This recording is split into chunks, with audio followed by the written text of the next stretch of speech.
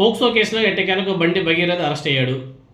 తామే స్వచ్ఛందంగా అప్పగించినట్లు తన తండ్రి కేంద్ర మంత్రి బండి సంజయ్ చెప్తున్నాడు. మరోవైపు తెలంగాణ సైబరాబాద్ పోలీసులు మేమే అరెస్ట్ చేస్తామని చెప్పేసి గత రాత్రి వాళ్ళు ప్రకటించడం జరిగింది. ఎనీహౌ ఎవరు ఎలా చెప్పుకున్నా ఫైనల్గా బండి భగీరథ అనే వ్యక్తి చెల్లపల్లి జైలుకి అయితే వెళ్ళడం జరిగింది. అతనికి 14 రోజులు రిమాండ్ విధించడం వల్ల అతన్ని చెల్లపల్లి జైల్లో పడేశారు.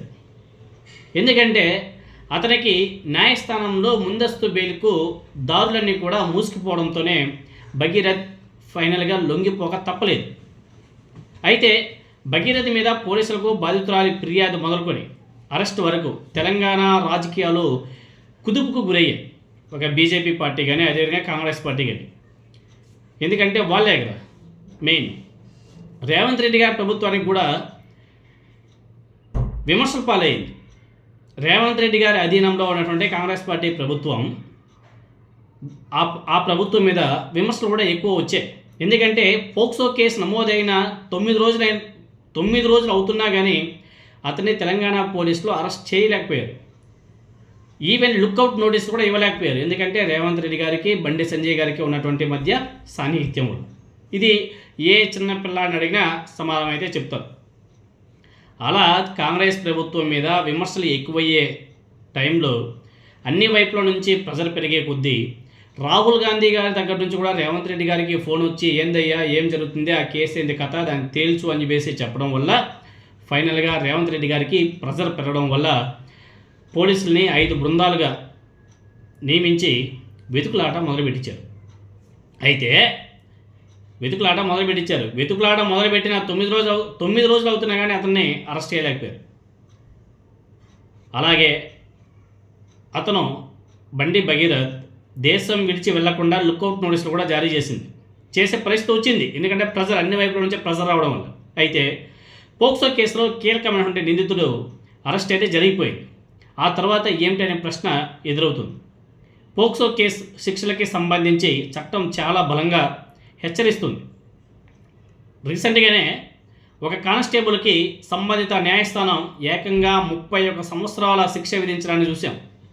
చట్టానికి ఎవరు కూడా అతీతులు కారు అనేది ప్రతి ఒక్కరు కూడా తెలుసుకోవాల్సిన అవసరం కూడా ఉంది. నేరాపరణలకు సంబంధించి బలమైన ఆధారాలుంటే కఠినమైన శిక్ష నుంచి ఎవరు కూడా తప్పించుకోలేరన్న వాదన న్యాయ నిపుణుల నుంచి కూడా గట్టిగా వినబడుతుంది. దాంట్లో భాగంగానే రీసెంట్గానే ఒక కానిస్టేబుల్కి 31 సంవత్సరాల జైలు శిక్ష కూడా విధించడం కూడా జరిగింది. సేమ్ అతని మీద కూడా పోక్సో కేసే. మరోవైపు నిందితురాలు బాలిక తల్లిదండ్రులు కేసు విషయంలో చాలా ధైర్యంగా కనిపిస్తున్నారు. ఎందుకంటే వాళ్ళు కూడా ఫినాన్షియల్గా బాగా సౌండే కాబట్టి వాళ్ళు ఎక్కడికైనా తగ్గడం లేదు. ఎందుకంటే వీళ్ళయ్యి బండి సంజయ్ గారి దగ్గరికి వెళ్ళి ఈ విధంగా జరిగిందని చెప్పి చెప్తే వాళ్ళు ఏదైతే వీళ్ళ మీద బండి సంజయ్ గారు వీళ్ళ మీద ఏదైతే రియాక్ట్ అయ్యాడో ఆ రియాక్షన్ బాగలేదని చెప్పేసి వీళ్ళు కూడా బాగా హట్ అయ్యారు.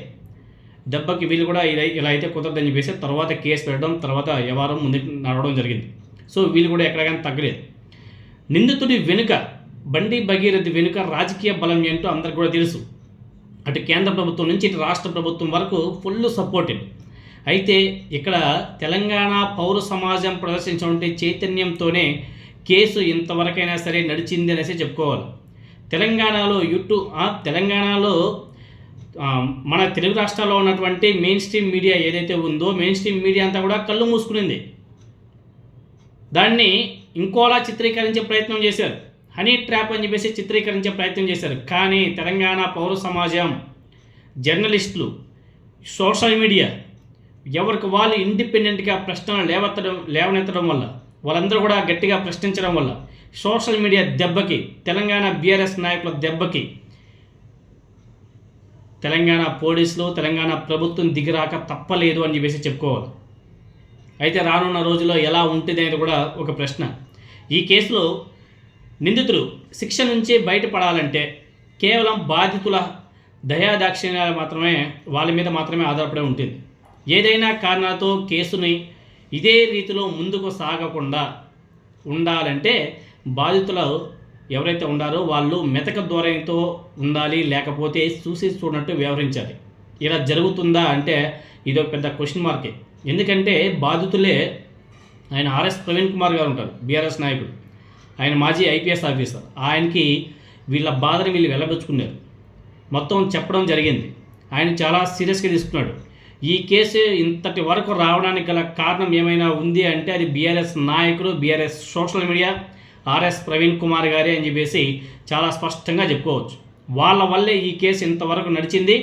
ఈరోజు బండి భగీరథ్ జైల్లో ఉన్నాడు అంటే, అతని మీద ఇలా పోలీసులు వెతుకులాట మొదలుపెట్టారు అంటే దానికి కారణం బీఆర్ఎస్ పార్టీ, వాళ్ళ సోషల్ మీడియా, వాళ్ళ నాయకులు, ఆర్ఎస్ ప్రవీణ్ కుమార్ గారు అని చెప్పేసి చెప్పుకోవాలి. తెలంగాణ సమాజం వాళ్ళు కూడా న్యూట్రల్ జర్నలిస్ట్ అయితేనేమి, వాళ్ళ యూట్యూబ్ ఛానల్స్లో అయితేనేమి, వాళ్ళందరూ కూడా రోడ్డు మీదకి వచ్చి ప్రశ్నించడం వల్ల ఈ కేసు ఇంతవరకైనా సరే రావడం జరిగింది. లేకపోతే ఈ కేసు ఎప్పుడో గాల్లో కట్టుకొని పోయేది. ఇంతవరకు బాధితులు న్యాయం కోసం చాలా గట్టిగా నిలబడడం నిజంగానే గ్రేట్. అందుకే వారికి అండగా యావత్ తెలంగాణ సమాజం నిలబడి కలబడింది. ఒకవైపు Telugu channels, Telugu news channels, main stream media మొత్తం కూడా హనీ ట్రాప్ అని చెప్పేసి గోల్మాల్ చేసి కళ్ళు మూసుకొని ఇంకా ఆ బాధితురాల మీదే నిందలు వేస్తుంటే కూడా ఇటువంటి సమాజంలో కూడా తెలంగాణ సమాజం నిలబడి ఆ పచ్చ మీడియా ఛానల్స్ అన్నిటి కూడా వ్యతిరేకంగా వాళ్ళు మాట్లాడేది తప్పు అని చెప్పేసి నిరూపించి బాధితుడిని జైల్లో పెట్టించే వరకు తెలంగాణ సమాజం నిద్రపోలే. నిజంగానే గ్రేట్. ఇదే ఒక ఆంధ్రప్రదేశ్లో అయితే వాడు మా కులపోడు, వీడు మా కులపోడు అని చెప్పేసి కొట్టుకొని చచ్చేవాళ్ళు. కానీ తెలంగాణ సమాజం అలా కాదు. కుల మతాలకు అతీతంగా, పార్టీలకు అతీతంగా అందరూ కూడా ఏకమయ్యారు. కొంతమంది కాంగ్రెస్ పార్టీకి సంబంధించిన కొంతమంది నాయకులు వాళ్ళ రేవంత్ రెడ్డి గారు ప్రజల వల్ల ఏమో కానీ మాట్లాడలేకపోయారు. బీజేపీ నాయకుల గురించి మనం ప్రత్యేకంగా చెప్పుకోవాల్సిన అవసరం లేదు. వాళ్ళు ఎన్ని తప్పులు చేసినా వాషింగ్ మిషన్లు వేస్తే ఏ విధంగా అది క్లీన్ అయ్యి వచ్చేస్తారో వాళ్ళు ఆ విధంగానే వాళ్ళు ఇవ్వాలి.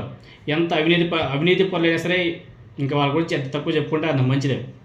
ఎనీహో మొత్తానికైతే ఇలా తెలంగాణ సమాజం మొత్తం కూడా నిలబడి కలబడింది కాబట్టి ఈ కేసు ఇంతవరకనే వచ్చింది. చివరికి రేవంత్ రెడ్డి గారి ప్రభుత్వం కూడా దిగొచ్చి కేసు విచారణ వేగవంతం చేసింది. ఇందులో భాగంగానే భగీరథ అరెస్ట్ కూడా మనం అందరం కూడా చూడాల్సి వచ్చింది. నిజంగానే చాలా గ్రేట్. ప్రస్తుతం జైల్లో ఉన్నటువంటి బండి భగీరథ్ ఆ చల్లపల్లి జైల్లో ఎన్నాళ్ళు ఉండాలి, కేసు పురోగతి ఎలా ఉండబోతుందన్న చర్చ అయితే పెద్ద ఎత్తున సాగుతుంది. దీనికి కాలమే సమాధానం చెప్పాలా. ఇవన్నీ కూడా రేవంత్ రెడ్డి గారి చేతుల్లోనే ఉన్నాయి. అదేవిధంగా బీఆర్ఎస్ నాయకులు, తెలంగాణ సమాజం ఇంకొక డిమాండ్ కూడా చేస్తున్నారు. కేంద్ర హోం సహాయ మంత్రి బండి సంజయ్ తాను ఆ పదవిలో ఉంటే ఈ కేసు నీరు గారిపోతుంది కాబట్టి ఇమ్మీడియట్గా అతన్ని బర్తరఫ్ చేయాలని చెప్పేసి తెలంగాణ సమాజం మొత్తం కూడా డిమాండ్ చేస్తుంది. దానికి సంబంధించి ఈరోజు కేటీఆర్ గారు కూడా చాలా స్పష్టంగా మాట్లాడాడు. బర్తరఫ్ చేసే వరకే మేము నిద్రపోమని చెప్పేసి ఆయన మాట్లాడడం జరిగింది. ఎందుకంటే కేంద్ర హోం సహాయ మంత్రి ఆయన బండి సంజయ్ ఆయన ఆ పదవిలో ఉంటే కేసు ఏమైనా జరగచ్చు. కాబట్టి అతన్ని ఫస్ట్ బర్తరఫ్ చేసి ఈ కేసును ముందుకు తీసుకువెళ్లాల్సిన బాధ్యత కేంద్ర ప్రభుత్వం మీద, అదేవిధంగా రాష్ట్ర ప్రభుత్వం మీద, రేవంత్ రెడ్డి గారి మీద ఉంది. మరి రేవంత్ రెడ్డి గారు దీని మీద ఏ విధంగా స్పందిస్తాడో, ఏ విధంగా వివరిస్తాడో చూడాలి.